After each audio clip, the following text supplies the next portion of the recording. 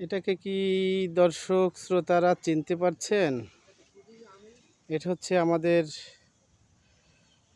সবুজ শ্যামল মাঠের সোনালী ধান ক্ষেত। দেখেন কি সুন্দর ধান ফুলগুলো হয়েছে। আমরা মাঠের ভিতরে এসেছি। প্রকৃতি কত সুন্দর, কাছ থেকে না দেখলে আপনারা কখনো বুঝতেই পারবেন না কি সুন্দর চমৎকার ধান ক্ষেত।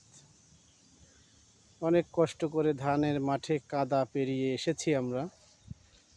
দেখুন কি কাদা, এই যে